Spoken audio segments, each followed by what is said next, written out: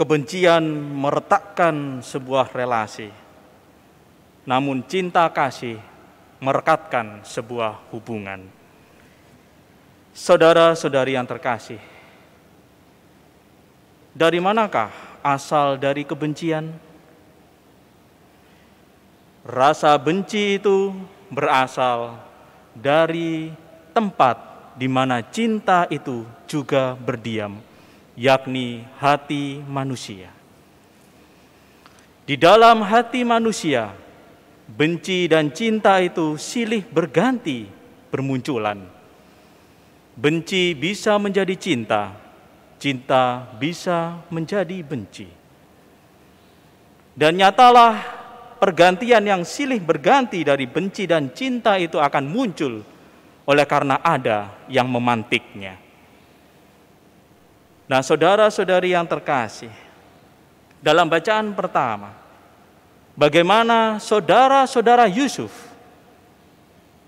bisa mengalami kebencian kepada Yusuf, saudara kandungnya sendiri, karena ada yang memantiknya.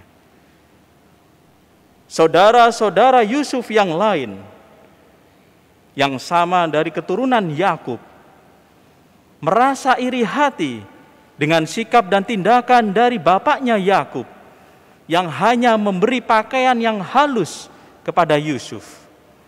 Tindakan dari Yakub dilihat oleh saudara-saudara Yusuf yang lain, anak-anaknya yang lain, sebagai tindakan pilih kasih.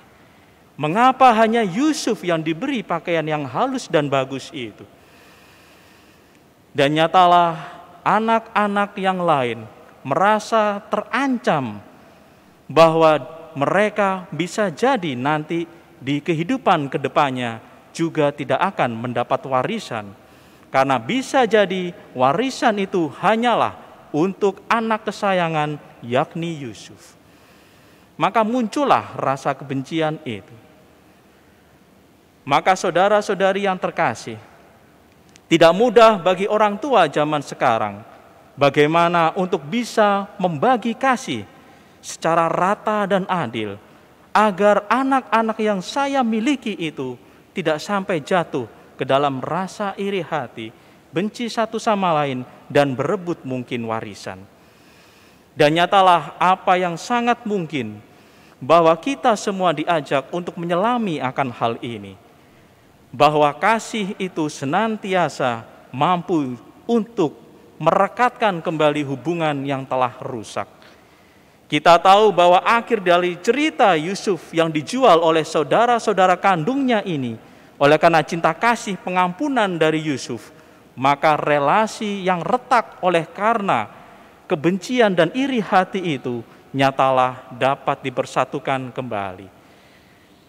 Kisah dari Yusuf dengan saudara-saudaranya ini berakhir dengan membahagiakan. Cinta kasih akan selalu memenangkan dalam setiap peristiwa yang ada. Kebencian tidak akan pernah bisa mengalahkan cinta kasih, sebab Allah adalah kasih. Apabila Allah adalah kasih dan Dia berkuasa atas segala sesuatu, maka demikian pula cinta kasih tidak akan pernah bisa dikalahkan. Karena cinta kasih itu adalah hakikat dari Allah, dan Allah Maha Kuasa. Dengan demikian tidak akan pernah ada yang bisa mengalahkan cinta kasih. Maka saudara-saudari yang terkasih, di masa pantang dan puasa ini, hendaklah kita tidak hanya mengendalikan diri terhadap hal-hal yang dunia, yakni makanan dan minuman saja.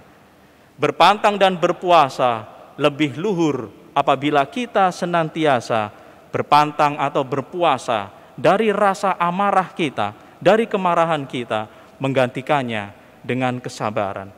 Membenamkan rasa benci kita, menumbuhkan cinta kasih. Dan menggantikan kata-kata yang selama ini terlontar dari lidah kita, kata-kata yang ngerasani atau kata-kata yang kasar, maka kita ganti dengan kata-kata yang penuh berkat. Sehingga pantang dan puasa ini senantiasa membawa kesejukan bagi semua orang, bagi keluarga kita, bagi setiap insan, yang diperdekatkan dengan kita semua.